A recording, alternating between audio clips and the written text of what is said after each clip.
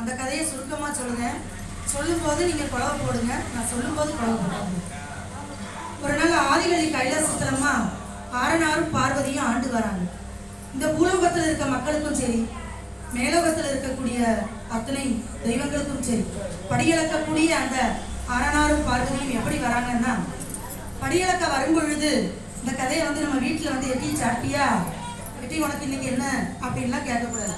கதையை முழுசா 5 நிமிஷத்துல சொல்றேன், கேளுங்க. குழவை மட்டும் போட்டுக்கிட்டே இருங்க. அப்படி ஆண்டு வரும்போது படியளக்க வரும்பொழுது அந்த நாகலோக பட்டணத்தில் எல்லா பட்டணமும் இருக்கு. அதாவது என்னென்ன பட்டணம் இருக்குன்னா, சரஸ்வதி தேவி வாழக்கூடிய அந்த பட்டணம் இருக்கு, லக்ஷ்மி தேவி இருக்கக்கூடிய அந்த பட்டணம் இருக்கு, யமலோக பட்டணம் இருக்கு, நாகலோக பட்டணம் இருக்கு. இந்த மாதிரி பட்டணத்துல நாகராஜ நாகக்கண்ணின்னு சொல்லிட்டு 2 பேர் ஆண்டுட்டு வரும் பொழுது குழந்தை இல்லாத காரணத்தினால ஒரு கொடிய தவம் செய்யறாங்க. என்ன தவமா? 1 வருஷம் 2 வருஷம் கிடையாது, 12 ஆண்டு காலம் தவம் செய்யறாங்க. நாகதேவி என்ன சொல்றாங்கன்னா நாகராஜன்கிட்ட, ஐயா கணவனே, நமக்கு சொத்து இருக்கு, சுகம் இருக்கு, நாடாள குழந்தை இல்லை, சொல்லிக்கொள்ள பிள்ளை இல்லை அப்படின்னு சொல்லும் பொழுது நாகராஜன் சொல்றார், அந்த பரமசிவன் உலகத்தையே ஆண்டு கொண்டிருக்கின்ற பரமசிவனையும் பார்வதியும் வேண்டி நாம தவம் செய்யறோம். நம்ம தவத்துக்கு அந்த தாய் மனசிறங்க மாட்டாளா? படியளக்க வரும்பொழுது பார்க்காங்க. எப்படியம்மா நாகதேவி அந்த தவத்தை மேற்கொள்றான்னா, ஒரு தளவாழ இலை விரிக்கா, நாவால மெழுகி, நாவால எப்படி மெழுகுத, நம்மளுக்குலாம் கை இருக்கு, நாகதேவிக்கு நாக்கு மட்டும்தானே இருக்கு.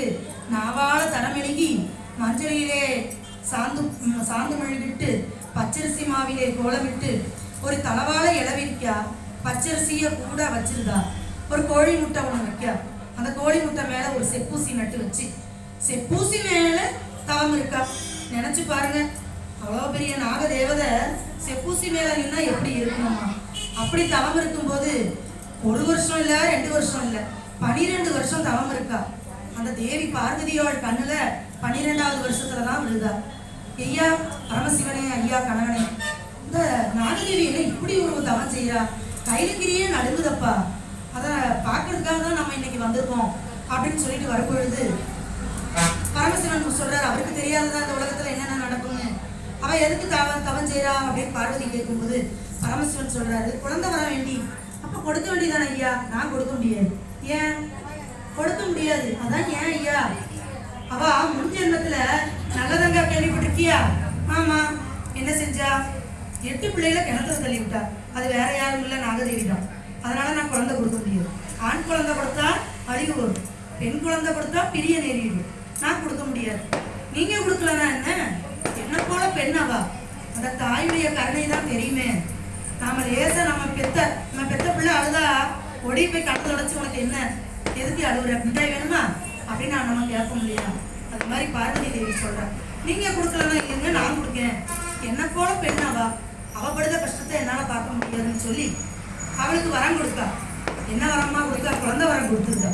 குழந்தை வரம் கொடுக்கவும் நாகதேவி மாசமா இருக்கா. 1 மாசம் இல்ல, 2 மாசம் இல்ல, முறைய கர்ப்பமானா. பச்சரிசி மாங்காய் திங்கா, பிடிச்ச உணவெல்லாம் சாப்பிடுதா. 10வது மாசம் இடுப்பு குறுக்கு வலிக்குதுன்னு அழுகுதா. அப்போ ஒரு வசந்த செவ்வாய்க்கிழமையில மதிய உச்சி வேளையில 8 கலசங்களை, 8 முட்டைகளை அந்த நாகதேவி 8 முட்டைகளை என்ன பண்ணுதா? இன்று எடுக்கா. ஒரு வசந்த செவ்வாய்க்கிழமையில மதிய உச்சி வேலையில, வசந்த செவ்வாய்க்கிழமைனா எப்படின்னு பாருங்க. மதிய உச்சி வேலையினா ஒண்ணுக்குள்ள 8 முட்டையை ஈனுதாமா. அந்த 8 முட்டையை ஈன உடனே என்ன வரணும்? நாகதேவி 8 முட்டையில நாகம் தானே வரணும். ஆனா என்ன வந்திருக்கா தெரியுமா? முதல் முட்டையில விரிச்சாடு ஜலமுடியா, குழவு முடிஞ்சு விரிச்சாடு ஜலமுடியா, கோரப்பள்ளும் தந்த மூக்கான் கொண்ட தேவி அந்த குலசைமான அவரை ஆண்டு வரும் என் தாய் உதாரணமா பிறந்துவார். 2வது முட்டையில மாறி மாறி பிறந்தவளாம். கருமாறி, சின்ன மாறி, பெரிய மாறி, உருமாறி, வருமாறி, இருக்கங்குடி மாறி, சமயத்திலே வருபவ சமயபுரம் மாறி, மாறி மாறி பிறக்கா மாரியம்மா, சந்தன மாறி, மஞ்ச முகத்தழகி அந்த மாரியம்மா 2வது முட்டையில சிறந்து வார. குலவு போடுதாங்க. 3 முகம் கொண்டு முக்குடாதி பிறந்து வாரா. எப்படி அம்மா வாரா? 3 முகம் கொண்டு முக்குடாதி பிறந்து வாரா. சாதாரண தெய்வம் இல்லம்மா, சிவலிங்கத்தையே விளங்கிய அந்த அற்புத தெய்வம் என் தாய் முக்குடாதி. 3வது முட்டையில் இருந்து பிறந்து வாரா. குலவு போட்டு வர வேண்டும். 4வது முட்டையில நாகக்கனி அவ பெற்ற மக அவரூபம் கொண்டு வர வேண்டாமா? அத்தனை தாய்களையும் சுமந்து படம் எடுத்து ஆடுவாளாம். மாறி மாறி அந்த நாகம்மா வார நாகம்மா வார ஒடியாமா ஒடியா ஒடியா ஒடியா. அஞ்சாவது முட்டையில கொலவ கொலவ கொலவ அஞ்சாவது முட்டையில அஞ்சாவது முட்டையில யாருமா வரா? பெரியனாச்சி. அவதாம்மா பேச்சி அம்மா. வயசான ஒடியா ஒடியா ஒடியா ஒடியா. கட்டப்பேச்சி நெட்டப்பேச்சி என் தாய் காட்டுவன பேச்சி அம்மா. அந்த காட்டையே கட்டி ஆளக்கூடிய காட்டுவன பேச்சி அம்மா வர. ஆறாவது முட்டையில யாரு வராங்க?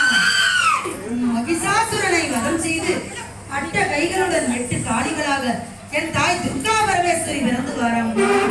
ஆறாவது முட்டையில போடுங்கம்மா நீங்க ஒரு குலர். ஏழாவது முட்டையில இந்த தாய் வாரம்மா காந்தார ரூபம் கொண்டு காந்த வடிவழகி, மஞ்ச முகத்தழகி, பேரழகி, செம்பவள வாயழகி, கண்டாங்கி சேலக்காரி, ஆலமரத்து கொப்புக்காரி, அடிமரத்து கொப்புக்காரி, செப்பு சிலையழகி, என் சிங்கமுக வாயழகி, சிங்கப்பல்லு கொண்டிருப்பா அவவாரம்மா கங்காரி.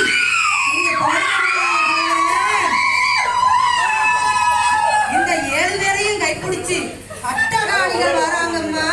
அட்டகாளிகள் வரா. கருங்காளி, செங்காளி, நவகாளி, அந்த 8 காளிகளும் சேர்ந்து இன்று காந்தாரி கோயிலுக்கு முன்னே வந்து உங்கள் அத்தனை பேருக்கும் பார்த்து சொல்ல வைக்கிறார். ஆடி போத்தன்று அத்தனை பெண்களுக்கும் அத்தனை தெய்வங்களுமாக காட்சி கொடுக்க வரார்கள் அம்மா.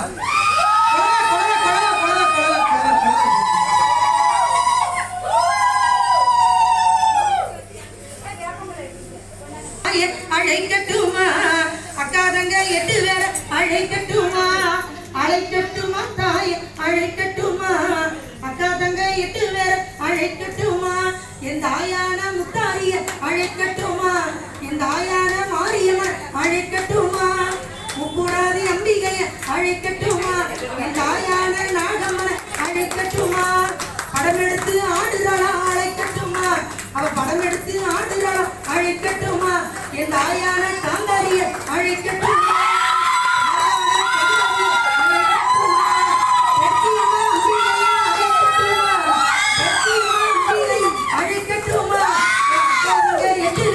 அழைக்கட்டுமா? பேச்சி மகன் சொடலமான அழைக்கட்டுமா? சொடலையோட கை குடிச்சு அழைக்கட்டுமா? அழைக்கட்டுமா தாய் அழைக்கட்டுமா? அவ அக்கா தங்க 8 பேர அழைக்கட்டுமா? கொடுமா கொடுங்க கொடுங்க. எங்காந்தாரி சிரிச்சுக்கிட்டே ஆடி வராளே, அவ சிரிக்க வராளே. எங்காந்தாரி சிரிச்சுக்கிட்டே ஆடி வராளே, அவ பறந்து பறந்து வராளே. எங்காந்தாரி தான் பம்பரமா வராளே, பறந்து பறந்து வராளே. எங்காந்தாரி தான் பம்பரமா சுத்தி வராளே. ஈராத்து மத்தியில இருந்து வாரா, குலசைமா நகரிலே இருந்து வாரா. சிலிர்க்க ஆட்டா சிலிர்க்க ஆட்டா சிலிர்க்க சிலிர்க்க வராளே. என் காந்தாரிதான் சிரிச்சுக்கிட்டே ஆடி வராளே, அவ பறந்து பறந்து வராளே. என் காந்தாரிதான் பம்பரமா சுத்தி வராளே. எனக்கு வாய்ப்பளித்த அத்தனை பொதுமக்களுக்கும் இந்த வலியம்மா சகோதரிக்கும் என் மன்னார்ந்த நன்றி தெரிவித்துக் கொண்டு